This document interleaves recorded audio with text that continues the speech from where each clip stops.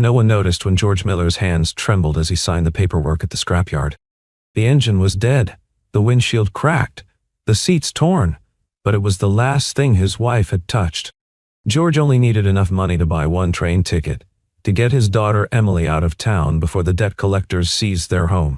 Just as the tow chain wrapped around the bumper, a black limousine pulled up. Vivian Carter stepped out, examined the chassis number and said 5 words that changed everything. "I'll buy it. $1 million. But 12 hours earlier, George Miller had been a different man. Not broken yet. Not desperate enough to sell the memory of his dead wife for the price of a train ticket. George was 39 years old, though his face carried the weight of 50. Lines creased the corners of his eyes from squinting at engine parts under fluorescent lights for 20 years. His hands were perpetually stained with motor oil, the kind that doesn't wash out no matter how hard you scrub. He lived in a rental house on the eastern edge of town, the kind of neighborhood where eviction notices appeared more often than birthday cards. He was a mechanic by trade, or had been before the blacklist, before the accident, before everything fell apart. There had been a time when George Miller's name meant something in automotive circles. He designed a fuel efficiency modification that had caught the attention of major manufacturers. Then they'd made him sign papers that turned his innovations into their property. Then they'd pushed him out. Then they'd made sure no one else would hire him. His daughter Emily was 8 years old, small for her age but sharp as a tack. She had her mother's dark eyes and her father's stubborn chin, and a way of watching the world that made her seem older than her years. She'd learned not to ask for things they couldn't afford. She'd learned to pretend she didn't hear the arguments through thin walls when bill collectors called. She also had a medical condition that required specialized treatment in the city, 200 miles away. It had started as fatigue, then progressed to episodes where her heart would race for no reason. The appointment was scheduled for 48 hours from now. If they missed it, the doctor had said in that careful way doctors have when delivering bad news, the window for effective intervention would close. George understood deadlines. The eviction notice taped to his front door gave him 72 hours. The medical appointment gave him 48. The choice was simple and impossible. Save the house or save his daughter. He chose Emily. He always chose Emily. Vivian Carter, at 42, had built an empire on precision and ruthlessness. She ran a technology conglomerate that specialized in automotive innovation, the kind of company that appeared in business magazines with headlines about disruption and vision. What those magazines didn't mention was that Vivian had spent the last 6 months hunting for a single piece of evidence, a prototype vehicle that contained proof of corporate espionage, stolen patents, and possibly manslaughter. That vehicle was sitting in George Miller's driveway, its engine cold and dead, its true value hidden beneath layers of rust and broken dreams. Vivian had her reasons for being in that scrapyard. None of them involved charity. The supporting cast assembled around them like pieces on a chessboard. Ronnie Bledsoe owned the scrapyard, a man whose smile never reached his eyes, and whose handshake felt like touching something unwashed. Clinton Marsh worked for the debt collection agency, the kind of man who used legal paperwork the way other people used brass knuckles. Corbin Hayes was a fixer for a rival corporation, specializing in making evidence disappear and witnesses forget.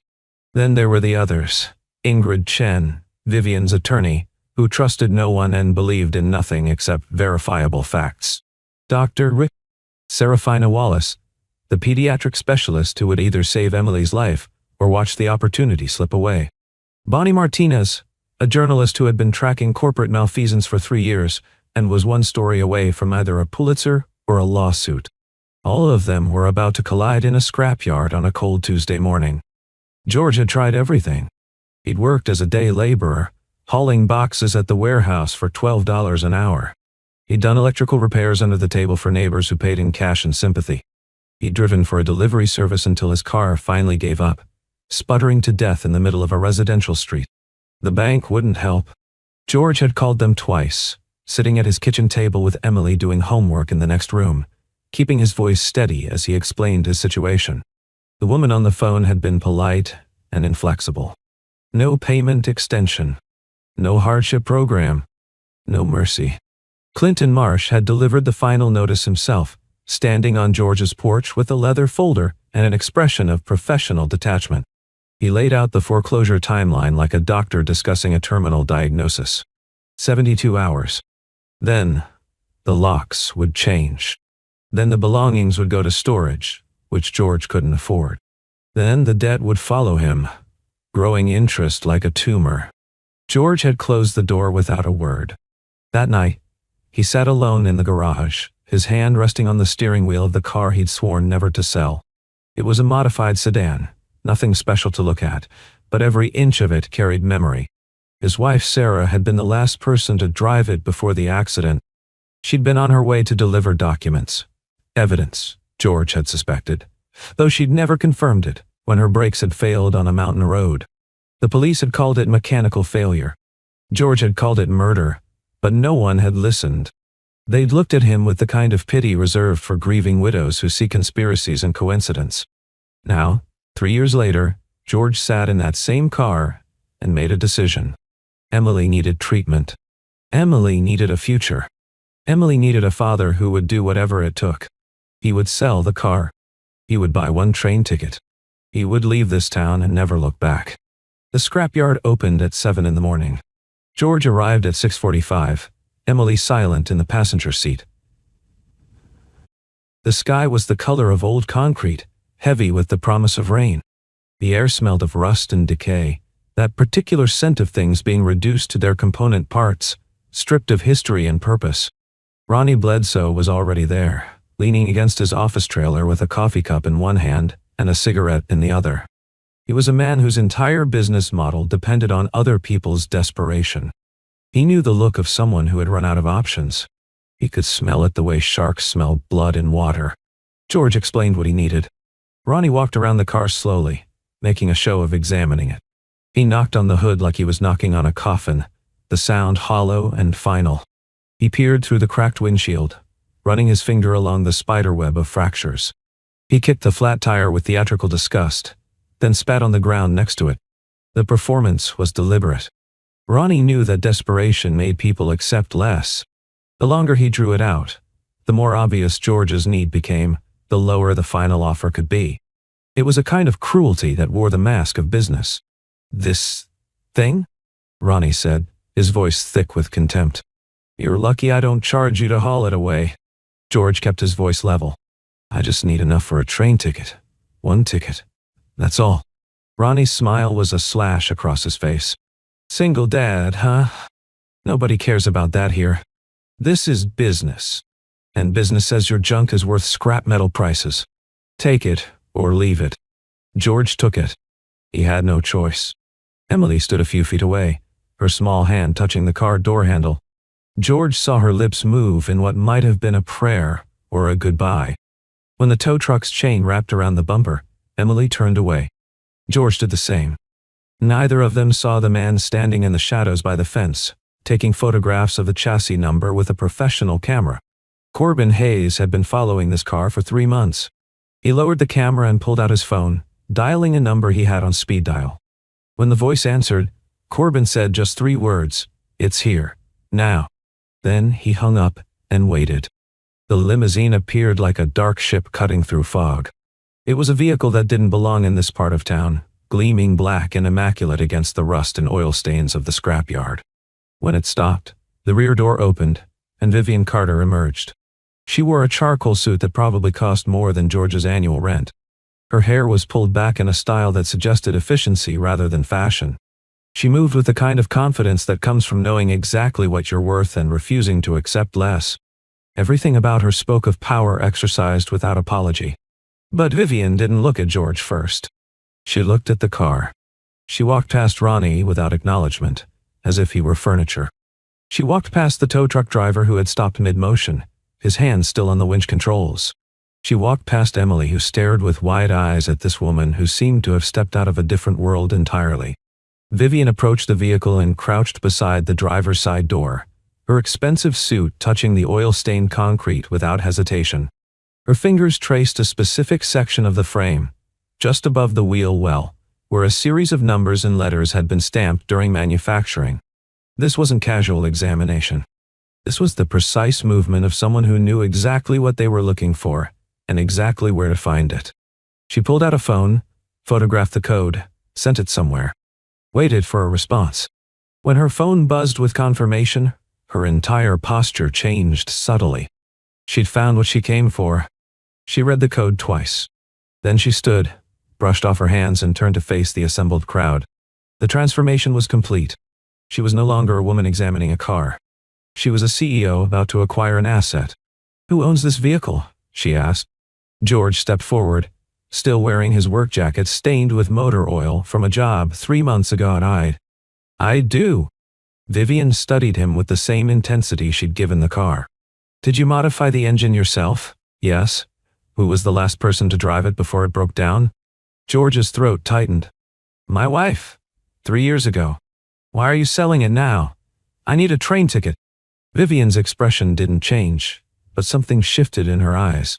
She looked at Emily, then back at George. "You don't know what you're selling, do you?"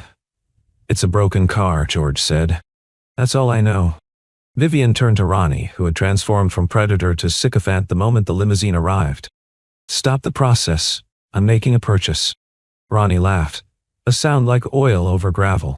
"Lady, with all due respect, this heap isn't worth." Vivian held up one hand. Her security detail, 2 men built like fire hydrants in expensive suits, stepped forward from the limousine. Ronnie's laughter died. "I'll pay $1 million, Vivian said. Her voice was flat, factual, the way someone might state the weather or read numbers from a spreadsheet. "Wire transfer, verified within the hour. The vehicle will be transported to my facility, sealed and examined by my technical team. No one touches it except authorized personnel." The scrapyard went silent. Even the distant sound of the crusher seemed to pause. George felt the world tilt sideways, as if gravity had briefly malfunctioned. $1 million. The number was so large it became abstract, meaningless. It was the kind of number you saw in movies or read in news articles about people whose lives were nothing like yours. Ronnie Bledsoe's face went through a rapid series of calculations. He'd offered George maybe $300 for scrap metal. This woman was offering $1 million. The mathematics of that gap was making his brain short-circuit. His mouth opened and closed like a fish drowning in air. "This is a joke," George said, his voice hoarse. "This has to be a joke. I don't joke about business, Mr. Miller." Vivian pulled out her phone, typed rapidly, and showed him a screen. It was a wire transfer confirmation form, waiting only for his bank routing number and signature. "I'm not buying this out of pity. I'm buying it because it's the final piece of a puzzle I've been solving for 6 months. George looked at Emily, who looked back at him with that combination of hope and fear that only children can truly master. He looked at the car, the last physical connection to Sarah. He looked at Vivian Carter, who stood like a statue of corporate power in the middle of a junkyard. "What puzzle?" he asked. Vivian's answer was precise. 3 years ago, a prototype automotive system was stolen from my company's research division. That system was installed in exactly 3 vehicles for field testing. 2 were recovered and destroyed. The 3rd disappeared.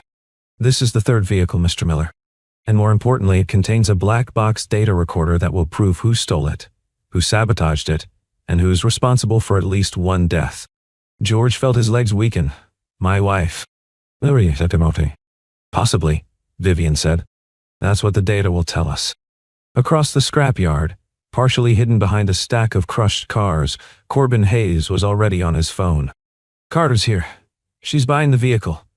We need to move tonight." The voice on the other end asked a question. "I don't care how," Corbin said. "Steal it. Burn it. I don't care. It cannot leave this city with that data intact." Vivian's offer sat on the table like a live grenade. $1 million. More money than George had seen in his entire life. More money than his father had made in a career. More money than he'd ever imagined touching, let alone owning. Enough to pay off the debt, save the house, get Emily's treatment, and still have a future. Maybe even enough to open that small repair shop he'd always dreamed about, before the blacklist, before Sarah's death, before the world had taught him that dreams were luxuries for other people. But it came with strings. It always came with strings. "If I take this money," George said slowly, choosing each word like stepping stones across a dangerous river, "what happens next?" Ingrid Chen, who had emerged from the limousine with a briefcase that probably cost more than George's monthly rent, spoke for the first time. Her voice was precise, legal, The kind of voice that anticipated questions and eliminated ambiguity. The vehicle is impounded under corporate investigation. You sign a non-disclosure agreement regarding proprietary technology. You make yourself available for testimony if legal proceedings require it. You do not speak to the press without authorization from our legal team. Standard protocol for evidence acquisition. And if I say no? George asked, though he already knew the answer. He just needed to hear it spoken aloud. Vivian answered that one.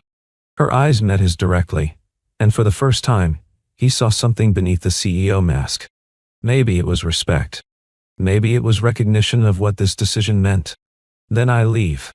Your car gets scrapped. You buy your train ticket. Emily gets her appointment if you can afford it.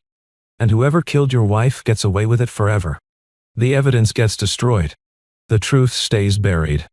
Justice becomes impossible. Emily tugged on George's sleeve. Her voice was small but clear. Daddy, are you scared because of Mom? George knelt down to her level. Yeah, baby, I am. What would Mom want you to do? George closed his eyes. Sarah had been brave. Sarah had been trying to do the right thing when she died. Sarah would have wanted the truth. I need conditions, George said, standing. Emily gets her medical appointment. No delays, no exceptions. The money goes into an account in my name, legally clean. And when this goes public, I get to tell my side. I get to talk about Sarah. Vivian nodded once. Agreed. One more thing, George said. I need to know what's on that black box. I need to understand what you're really after. That's fair, Vivian said. The black box will show unauthorized code modifications, remote access logs, and brake system tampering timestamps. It will show that someone hacked into your wife's vehicle and caused that accident, and it will show exactly who had the access codes to do it. George signed the paperwork with a pen that cost more than his weekly grocery budget. That night, George and Emily went home to a house that was no longer being foreclosed on. The debt had been paid in full by an anonymous corporate entity. The eviction notice had been removed from the door. George sat at the kitchen table, staring at his phone, where a bank balance showed numbers he'd never imagined. Emily was asleep upstairs, her breathing steady and peaceful for the first time in weeks. Someone knocked on the door. George looked at the clock. 10:30 at night. He hadn't ordered anything. Hadn't invited anyone. He approached the door carefully, looking through the peephole. A man stood on the porch, someone George didn't recognize. Behind him, a dark sedan idled at the curb. George didn't open the door. Instead, he called out, "Who is it? Friend of a friend," the man said. "Just wanted to have a conversation about your recent windfall." George's hand moved to his phone, ready to call 911. "Not interested," he said through the door. "That's unfortunate," the man said. "Because my employer is very interested in that car you just sold. Interested enough to make you a better offer. It's already sold. Everything's negotiable, Mr. Miller. Especially when your daughter's safety is at stake." George's blood turned to ice. He gripped the phone tighter. "If you come near my daughter, You'll what?" The man's voice was calm, almost friendly. "You'll call the police? And tell them what? That someone offered to buy something from you? That's not a crime." The man walked back to the sedan. Before getting in, he turned and added, "Think about it. My employer can be very generous. Or very inconvenient." The sedan drove away. George locked every door and window in the house. Then he called the number Vivian had given him. She answered on the second ring. "What's wrong?" George explained. Vivian listened without interrupting. "They'll try again," she said when he finished. "Corbin Hayes is persistent, but he's also stupid. He just revealed his hand. What do I do? Tomorrow morning, you and Emily are going to the train station. Not to run, to catch a train to the city for Emily's appointment. My security team will be there. Corbin will be there too, and we're going to catch him in the act. You're using us as bait. I'm using his desperation against him," Vivian corrected. "There's a difference. You'll be safe. I promise you that." George didn't sleep that night. The train station at 8 in the morning was crowded with commuters and travelers. Business people in suits clutched coffee cups and phones. Students with oversized backpacks navigated through the crowd. The sounds were overwhelming, announcements echoing off tile walls, wheels on luggage clattering across floors, voices layering over voices. George held Emily's hand tightly as they navigated through the crowd. She carried a small backpack with a book and her stuffed rabbit, the one she'd had since she was 3.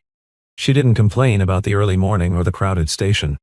He could see Vivian's security team positioned at strategic points, one by the ticket counter, one near the platform entrance, one by the coffee stand. He couldn't see Corbin Hayes, but he knew the man was there. They were halfway to platform 7 when it happened. Emily stumbled, and George bent down to help her retie her shoe. In that split second of distraction, someone grabbed Emily's other arm. The touch was firm, purposeful. Not the casual bump of a crowded station, but the deliberate grip of someone with a specific intention. George's training kicked in, not military training, but the instinct of a father protecting his child. He didn't think. He reacted with the pure animal urgency of a parent whose child is threatened. He yanked Emily back hard, pulling her off balance but away from the stranger. At the same time, he shouted, "Someone's trying to take my daughter." The station security guards turned. Vivian's team moved. And Bonnie Martinez, the journalist who'd been following the story, raised her camera and started recording. Corbin Hayes, because it was him, dressed in civilian clothes but unmistakable up close, froze. For just a second, he considered running. Then he saw the cameras, the guards, the crowd of witnesses. He raised his hands slowly. "Misunderstanding," he said. "I thought she was lost." "You thought wrong," George said, pulling Emily close. One of Vivian's security team stepped forward with his phone out. "Station security, I've got a man here attempting child abduction. Platform 7 Tante. Send officers." Corbin's expression shifted from calculation to panic. "You can't prove anything." "I can prove you're harassing my client," came Ingrid's voice. She appeared from the crowd with the police officer already in tow. "And I can prove you're currently under investigation for corporate espionage. And thanks to Ms. Martinez here, I can prove you just attempted to interfere with a witness." Bonnie kept recording. "Care to comment, Mr. Hayes? Want to explain why you're grabbing children at train stations?" Corbin said nothing. He knew when he'd lost. The police took him into custody. George and Emily boarded the train with a security escort. As the train pulled out of the station, George watched the platform recede into the distance. "Are we safe now?" Emily asked. "Getting there, baby," George said. "Getting there." But the real revelation was still waiting at Vivian's forensic laboratory, where technicians had finally cracked open the sealed black box in George's old car. The black box itself was unremarkable to look at. A metal container about the size of a hardback book, encased in impact-resistant housing. But the data inside was explosive. The technicians had needed 3 days to extract and verify it, working with the kind of care archaeologists use when excavating fragile artifacts. Every byte was documented, every timestamp verified, every code sequence cross-referenced. The data was damning. It showed everything Vivian had suspected and worse. 3 years ago, on a rainy Tuesday evening in October, someone had remotely accessed Sarah Miller's vehicle control system. The logs showed the exact timestamp, 6:47 in the evening. Sarah had been driving on Highway 12, heading toward a meeting where she planned to deliver documents to a journalist. The hack had been sophisticated but not invisible. Whoever did it had disabled the brake response system first, replacing normal function with null commands. Then they'd locked the steering column through the electronic control unit. The throttle had been overridden, set to accelerate regardless of pedal input. They'd turned a car into a murder weapon and made it look like mechanical failure. The crash investigation had concluded driver error compounded by equipment malfunction. No one had looked deeper, because no one had reason to suspect. Mechanical failures happened. Accidents were tragedies, not crimes. But the black box remembered everything. The digital signature on the hack traced back to Clinton Marsh's company server. The authorization codes matched patterns used by Corbin Hayes. The motive was clear. Sarah had discovered evidence of patent theft, evidence that would have destroyed a $100 million corporate merger. She'd been silenced. The car had been left to rust. George had been blacklisted from the industry to ensure he never looked too closely at the wreckage. It was murder disguised as negligence, wrapped in bureaucracy, sealed with threats. Vivian called a press conference. She didn't tell George first. He found out when Bonnie Martinez showed up at the hospital where Emily was receiving treatment, asking for an interview. Emily was in her room, sleeping off the sedation from her procedure. The doctor said it had gone well. If they'd waited even another week, the damage might have been permanent. George had spent the last hour sitting beside her bed, watching her chest rise and fall. When Bonnie arrived, George almost didn't let her in. But she showed him her phone, where Vivian's press conference was already making headlines. Major networks were picking it up. "You could have warned me," George said to Vivian when she arrived 20 minutes later. "I could have," Vivian agreed. "But you needed plausible deniability. If I'd told you first, they'd claim collaboration. This way, you're the grieving husband who just found out the truth, which happens to be accurate." The press conference had been brutal and efficient. Vivian presented the technical evidence, data logs, access codes, timestamp correlations. Ingrid presented the legal documentation. Bonnie presented her recorded footage of Corbin at the train station. And George, standing at the podium with Emily beside him, presented something none of the others could: the human cost. "My wife died because she tried to do the right thing," George said into the microphone. "And I almost lost my daughter because I didn't know what I was selling in a scrapyard. But now we know. Now everyone knows." The questions came fast and aggressive. George answered them all. When someone asked what he planned to do with the money, he said, "Pay for my daughter's treatment. Fix up my house. Maybe open a small repair shop. Live a quiet life. Don't you want revenge?" George looked at the reporter who'd asked. "I want justice. There's a difference. Revenge is what they did to Sarah. Justice is what happens next." Clinton Marsh was arrested 3 days later. Corbin Hayes cut a deal and testified against the executives who'd ordered the hit. The merger collapsed. 3 corporations faced federal investigations. And a stolen prototype design was returned to its rightful patents. Vivian didn't walk away clean. The investigation revealed she'd ignored early warnings about the patent theft because she'd been focused on quarterly earnings. She could have prevented Sarah's death if she'd acted sooner. She admitted that at a shareholder meeting. She apologized publicly. She established a fund for whistleblowers and their families. She restructured her company's ethics division with independent oversight. It wasn't redemption, but it was responsibility. 6 weeks after selling his car, George stood in the garage of his newly renovated house.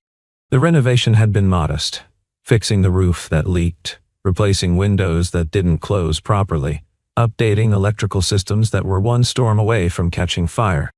The kind of repairs that made a house feel like a home instead of a temporary shelter from which you'd eventually be evicted. Emily was upstairs, healthy and energetic, doing homework and complaining about fractions with the kind of ordinary frustration that felt like a gift after months of medical crises. The doctors were optimistic. Better than optimistic. They used words like full recovery and normal childhood and no long-term complications. Emily would need follow-up appointments, regular monitoring, but the emergency was over. The crisis had passed. George was building something new. Not a car, but a small workshop bench where he could teach Emily basic mechanical skills when she was ready. How to use tools safely. How to understand what makes engines work. How to fix things instead of throwing them away. Sarah would have liked that. Sarah had believed in understanding how things worked, in not accepting easy answers, in looking beneath surfaces to find truth. The old car, the one that had started everything, wasn't scrapped after all. Vivian had it restored. Not to working condition but to museum quality. Professional restorers had cleaned every surface, stabilized every component, preserved it exactly as it had been on the morning George sold it. It was now displayed at her company's headquarters in a climate-controlled glass case with a plaque that read, "Sold for a train ticket, bought back for the truth." The plaque included a second paragraph, smaller text that explained the full story. Sarah Miller's name, the investigation, the conviction of the people responsible, the reforms that followed. It wasn't just a memorial. It was a promise that the company would never again choose profit over people. George had visited once during the dedication ceremony. He'd stood in front of it for a long time, Emily's hand in his, while cameras flashed and reporters asked questions. He'd answered so many times they'd become a kind of script. "Does it make you sad, Daddy?" Emily had asked when the ceremony ended, and the crowds thinned and it was just the two of them standing in front of the glass case. A little, George had admitted, because he'd promised himself he would never lie to her about important things. But mostly it makes me proud. Your mom did something brave. She tried to stop people from doing wrong things. And we finished what she started. We made sure the truth came out. That matters. Now, in his own garage, George heard a car pull up. He looked out to see Vivian's limousine. She stepped out, carrying a folder. "Mr. Miller," she said formally. "Mr. Carter," he replied with equal formality. Then they both smiled, and the formality dropped. "What brings you here?" George asked. Vivian held up the folder. "Job offer. My new ethics division needs a technical consultant. Someone who understands what it means to do the right thing when it costs everything. Someone who knows how to spot corporate malfeasance from the inside." George took the folder but didn't open it. "I'm not looking to be a corporate whistleblower. I'm not asking you to be," Vivian said. "I'm asking you to help me build a system where people like Sarah don't have to be martyrs. Where doing the right thing doesn't cost you your life or your livelihood." George considered this. "I'd need to keep my shop. Keep working with my hands. Consultation work. 20 hours a month. You set the schedule. And Emily comes first. Always." "Always," Vivian agreed. George opened the folder. The salary was generous but not excessive. The terms were clear. The mission was simple. Make sure the company never again chose profit over people. "I'll think about it," George said. "Fair enough." Vivian turned to leave, then paused. "For what it's worth, Mr. Miller, I'm sorry. I should have listened 3 years ago. I should have investigated. I should have protected your wife." "You didn't know her," George said quietly. "No," Vivian said. "But I knew the warning signs, and I ignored them. That's on me." She drove away. George stood in his garage, holding a job offer that would let him honor Sarah's memory by preventing other families from suffering the same loss. He thought about the broken car in the scrapyard, about the train ticket he'd almost bought, about the choice to sell memory for survival. In the end, that choice had saved more than his daughter's life. It had exposed a conspiracy. It had brought justice. It had turned scrap metal into something precious. The truth. George went inside, where Emily was setting the table for dinner. She'd cooked pasta, mostly successfully, with only minor smoke damage to the kitchen. "Dad," she said, "when I grow up, I want to be like Mom." George hugged her tightly. "Then you're already halfway there." Outside, the sun was setting over a neighborhood that no longer felt like a trap. The house was paid for. The debts were settled. The future was uncertain but possible. And in a museum across town, a broken car sat under carefully calibrated lights, its chassis number visible, its story preserved. A reminder that sometimes the things we think are worthless carry the weight of everything that matters. Sometimes you sell a car for a train ticket. Sometimes a billionaire sees what others miss. And sometimes, justice costs exactly $1 million and a father's courage to remember.